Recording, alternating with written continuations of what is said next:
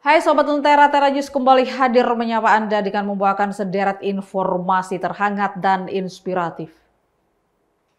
Kita mulai dari Kabupaten Madiun, Jawa Timur. Kejaksaan Negeri Kabupaten Madiun, Jawa Timur bersama Dinas Kesehatan setempat melakukan sidak ke sejumlah rumah sakit dan puskesmas untuk mengecek kesiapan fasilitas kesehatan dalam menghadapi wabah cacar monyet atau monkeypox.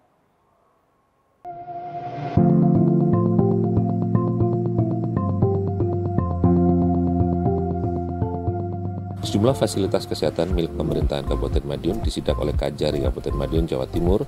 Pemeriksaan ini dilakukan untuk melihat kesiapan rumah sakit daerah dan puskesmas dalam merawat pasien cacar monyet. Kajari Madiun, Oktario Ahmad, usai sidak mengatakan penyakit cacar monyet ini adalah isu kesehatan dunia yang memerlukan kerjasama semua pihak dalam antisipasi dan penanganannya. Meskipun ada satu pasien yang pernah tercatat di Kabupaten Madiun, Kajari juga berharap agar wabah ini tidak berkembang dan dapat teratasi dengan baik. Ya, kita sidak ini melakukan untuk persiapan karena memang mpox ini kan isunya bukan isu nasional, isunya sudah seluruh dunia. Bahkan WHO juga perhatian terhadap kasus mpox ini, dan di Kabupaten Madiun memang sudah ketemu satu suspek dan sudah sembuh infonya, dan kita harapkan tidak ada perkembangan ke yang lainnya, pengembangan kasusnya, sehingga kita juga melakukan pengecekan di instansi pemerintah ini untuk kesiapan untuk penanganan maupun persiapan apabila ada kesiapannya, jadi sudah siap semuanya. Alhamdulillah semuanya sudah siap, dan alat-alat yang dari Dinkes juga sudah menyebar ke setiap puskesmas, dan diharapkan cuma doa aja sehingga tidak terjadi. Untuk kasus mpox sendiri di Kabupaten Madiun sebetulnya tidak ada nih. Jadi ada satu kasus itu pun itu dari Malang kemarin nih. Jadi ada pasien HIV, LSL, nah itu segera kita tindaklanjuti, tapi dengan alhamdulillah itu tahun 2023. Dari alhamdulillah dengan pengobatan kemarin sudah sembuh sampai sekarang. Dan untuk tahun 2024 ini sudah tidak ada kasus lagi.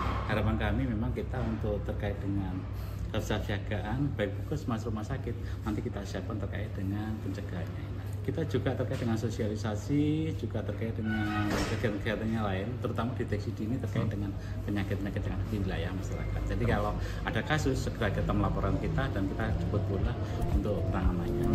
Data dari Dinas Kesehatan saat ini pemerintah Kabupaten Madiun sudah menyiapkan 2 rumah sakit daerah, yakni RSUD Caruban dan RSUD Dolopo dengan daya tampung masing-masing rumah sakit 10 pasien. Sejumlah puskesmas juga telah melakukan sosialisasi dan deteksi dini ke masyarakat untuk mengantisipasi penularan cacar monyet. Wita Koprasdo melaporkan untuk Lentera TV.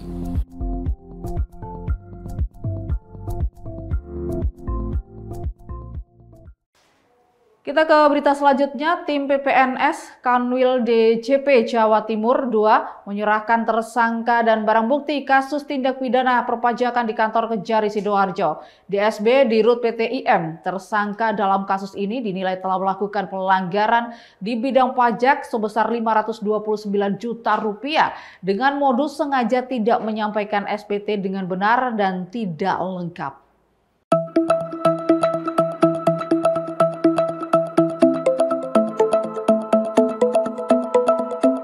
Bertempat di kantor Kejari Sidoarjo di ruang pemeriksaan Pitsus, DSB, Direktur PT IM, perusahaan yang melakukan kegiatan usaha dalam bidang perdagangan besar sebagai macam barang, akhirnya dilakukan penyerahan tahap kedua tersangka dan barang bukti dari tim PPNS Kanwil DJP Jatim 2 dan Jaksa Peneliti Kejati Jatim ke penyidik Kejari Sidoarjo. Tersangka yang diduga telah kemplang pajak hingga Rp529 juta ini harus mempertanggungjawabkan perbuatannya karena dengan sengaja menyampaikan SPT atau keterangan yang isinya tak benar dan tak lengkap, dengan sengaja tidak menyetorkan pajak yang telah dipotong atau dipungut. Kejari Sidoarjo menyebutkan tersangka melakukan tindak pidana perpajakan ini terhitung sejak Januari hingga Desember 2018, sehingga akibat perbuatannya tersangka disangkakan melanggar pasal 39 ayat 1 huruf D dan I Undang-Undang terkait tindak pidana perpajakan. Dalam kasus ini tersangka diancam pidana penjara hingga 6 tahun penjara dan denda paling sedikit 2 kali jumlah pajak yang terutang. Buktinya ke kantor kami, kemudian nanti kita tindak lanjuti dengan penyimpanan perkaranya ke pengadilan persidangan. Bahwa tersangka DSP ini merupakan salah satu direktur PT IM. PT IM ini melakukan kegiatan usaha dalam berbagai macam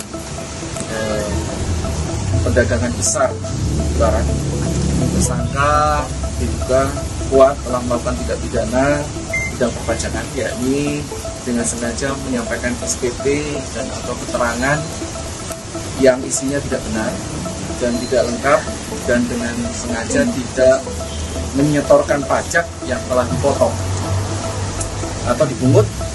Tindak pidana yang terjadi di lokasi usaha PTIM dan dilakukan pada masa pajak Januari sampai dengan Desember 2018. Ya sudah berapa bulan? Dari awal tahun. Dari awal tahun. Ya, Januari. sudah 6 bulan lebih ya. Agustus tahun 2024 ini sudah berapa wajib pajak yang dikena hukuman? Sampai dengan sekarang mungkin lebih dari 10 Pak. Saya lupa jumlahnya Pak. 2024. Oh ya, 2024 mungkin kurang lebih 5 lah Pak. Ya. Mas bacakan ini aja kronologisnya. Oleh PTIM tadi, yaitu telah melakukan barang kena pajak dan atau jasa kena pajak berupa sirtu Bapak Ibu, kemudian menerbitkan faktur pajak dan atau memungut PPN dari PT PLU, PT WK, PT WBB dan NJKSO, namun PPN yang dipungut tidak disetorkan ke petani. Pasca pelimpahan tahap kedua ini, Jaksa Kejari Sidoarjo akan menyusun dakwaan agar tersangka bisa segera diproses di ranah persidangan di pengadilan setempat. Alan Sori melaporkan untuk Lentera TV. Sesaat lagi kita akan membahas tentang Indonesia yang mendapat skor tinggi dalam hal persepsi kepedulian antar warga dan perhatian dari pemerintah ketika terjadi bencana. Jadi tetap bersama kami di Tera News.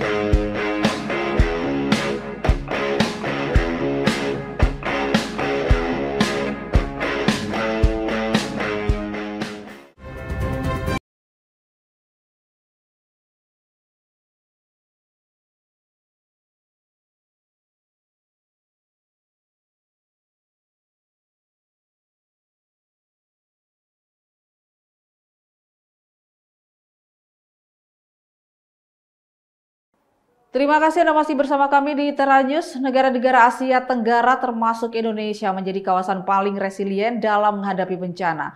Menurut World Risk Poll Resilience Index, Indonesia mendapat skor tinggi dalam persepsi kepedulian antar warga dan pemerintah ketika terjadi sebuah bencana.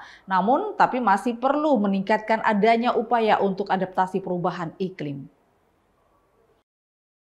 Kalau biasanya ketangguhan masyarakat diukur dari infrastruktur pencegahan bencana, indeks resiliensi mengukur aspek-aspek sosial. Indeks ini memetakan kesiapan diri dan rumah tangga, serta persepsi akan kepedulian tetangga dan pemerintah. Dalam indeks ini, banyak responden Indonesia percaya tetangga dan pemerintah peduli pada mereka dan akan membantu jika terjadi bencana. In Indonesia, that is 33%. It's a third of people. That might not sound like a lot, but there's only 6 countries in the world that score higher. We ask people how much that they think their neighbors care about them and their well-being, because this serves as an indication of how likely people are to act as first responders in their community and support each other if a disaster strikes. And on that metric, over 50%, over half of people in Indonesia say that their neighbors care about them. Selain Indonesia, negara-negara tetangga seperti Filipina, Vietnam, dan Kamboja juga memiliki skor tinggi. Meski begitu, Indonesia ketinggalan dalam hal sistem peringatan dini bencana. Indonesia, that rate is about 50%, but that is a bit low compared to Southeast Asian peers, where it's more in the region of 70-75%. Pemahaman resiliensi ini dianggap penting, mengingat Indonesia masuk kawasan rentan bencana. Badan Nasional Penanggulangan Bencana atau BNPB mencatat 1.044 kejadian bencana dari Januari hingga Juli 2024. Banjir dan cuaca ekstrim jadi kejadian terbanyak. Namun, adaptasi perubahan iklim menemui sejumlah kendala. Pakar ekonomi lingkungan UI saat menghadiri konferensi iklim di Maryland mengungkap belum ada kesepahaman antara kalangan peneliti dan pembuat kebijakan. Dalam kepalanya tuh adaptasi berbeda-beda dan setiap setiap lokasi itu juga tantangannya berbeda-beda. Jadi itu yang justru kita harus angkat, di tiap daerah itu beda-beda tantangannya ketika dia mau dibungkus dalam konteks nasional, sebenarnya apa nih yang jadi prioritas gitu. Sementara itu dalam kesempatan yang sama, pakar dari Bank Dunia mengatakan kelompok rentan seperti masyarakat miskin dan kelompok disabilitas akan lebih terdampak oleh perubahan iklim. Karena itu dia menyerukan perhatian khusus kepada kelompok-kelompok ini. Entah itu gender, apakah dia perempuan atau laki-laki, karena perempuan biasanya lebih rentan. Kemudian ethnic groups, misalnya orang-orang yang dari ethnic minorities, seperti masyarakat adat, karena secara historis mereka juga kelompok masyarakat yang memiliki sedikit akses terhadap basic services, mereka akan lebih kecil kemampuan adaptasinya terhadap perubahan iklim. Berdasarkan studi Kementerian PPN Bappenas, akibat dampak perubahan iklim, Indonesia berpotensi mengalami kerugian hingga 115 triliun rupiah pada tahun 2024. Dari College Park, Maryland, Rio Tuasikal, VOA. Seorang inovator muda di Nigeria bertekad mengembangkan industri otomotif dengan membuat purwarupa mobil sport yang sesuai kondisi infrastruktur jalan dan listrik di Afrika. Meski menghadapi kendala pendanaan dan penelitian, perusahaannya terus mendorong pengembangan otomotif di Nigeria. Di jantung kota Jos, sebuah kota di wilayah utara tengah Nigeria, impian Jerry Malo akan kendaraan buatan Nigeria menjadi kenyataan. Dari sketsa hingga prototipe, dari model hingga sasis, mobil-mobil Jerry menampilkan kreativitas dan bakat yang tumbuh dari negaranya sendiri. Setelah belajar teknik otomotif di London, Jerry kembali ke Nigeria tahun 2017 untuk mengejar impian masa kecilnya menjadi produsen mobil. There's almost no vehicle components that we don't have the raw materials within Nigeria or within Africa. Model terbarunya bernama Sternum, mobil sport yang dibuat untuk mengatasi masalah infrastruktur jalan dan listrik di Afrika. It's a vehicle designed for the African environment. At sport mode, you have just about 3 inches ground clearance, and with the press of a button from your dashboard, it switches to the off-road mode, where you have about 14 inches ground clearance. We also designed inbuilt the vehicles that it stores power that is capable of powering your house. Mobil dalam negeri pertama Nigeria adalah IVM 6490A yang diluncurkan tahun 2014 oleh Innocent Vehicle Manufacturing. Sebagai negara berkembang, industri otomotif Nigeria sangat bergantung pada impor. Dan merek-merek buatan dalam negeri bagus untuk negeri ini menurut ekonom pembangunan yang berbasis di Abuja ini. While jobs are being created, skills are also going to be upgraded. In fact, we are also going to have opportunities for new skills. Menurut pakar otomotif Joshua Samuel, industri otomotif lokal dapat membantu industri lain berkembang. If Ajakuta start working, just imagine, ions are wonderfully. You get ions that you can just mold it to your own specification because it's your country. You see, when you have robust industries in the country, as automobile, what do I need an old car for? Tapi saat ini masih tahap awal bagi Jerry dan prototipe mobil-mobilnya, karena ia menghadapi tantangan sumber daya penelitian dan pendanaan yang terbatas. Namun Jerry dan timnya yang terdiri atas 50 inovator muda yakin, upaya mereka bukanlah sekedar mengembangkan mobil, tapi tentang menciptakan masa depan agar kemampuan kerekayasaan Nigeria dapat semakin berkembang dan maju. Dari Arlington, Virginia, saya Helmi Yohanes dan tim VOA. Informasi dari Nigeria tadi mengakhiri Tera News saat ini. Anda dapat saksikan kembali tayangan saat ini di YouTube channel kami Lentera TV Media dan website kami lentera.tv.